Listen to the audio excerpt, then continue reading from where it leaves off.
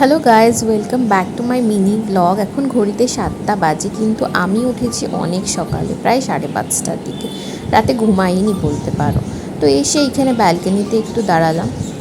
Balcony থেকে সকালবেলা দৃশ্য দেখতে আমার তো বেশ লাগে, খুব ফ্রেশ লাগে।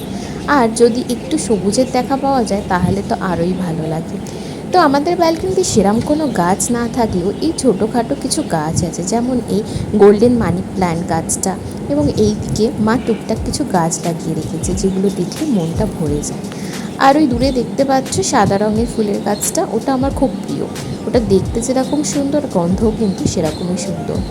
পাবলো এখানে চলে এসছে ওয়াক করে, ও জল খাচ্ছে আর আমি ব্রেকফাস্টের ব্যবস্থা করছি। আজকে বানাচ্ছি সুজি দিয়ে উত্তাপাম স্টাইলের একটা ব্রেকফাস্ট। তো এখানে সুজি নিয়ে তার মধ্যে দই দিয়ে খানিকক্ষণ মিক্স করে রেখেছিলাম, প্রায় 10 মিনিট মতো। দিয়ে তার মধ্যে আলু, পেঁয়াজ, কাঁচা লঙ্কা, নুন এগুলো দিয়ে মিক্স করে নিতে হবে। আর তোমাদের কাছে যে সবজি থাকবে সেগুলোও তোমরা দিতে পারো। দিয়ে জল দিয়ে ভালো করে একটা সুন্দর ব্যাটার তৈরি করে নিতে হবে। দিয়ে সেটাকে প্যানেতে ভালো করে স্প্রেড করে ধৈর্য ধরে এটাকে হালকা তেলে ভেজে নিলেই রেডি হয়ে যাবে এই সুজির সুন্দর ব্রেকফাস্ট বা উত্তাপামা তোমরা বলতে পারো।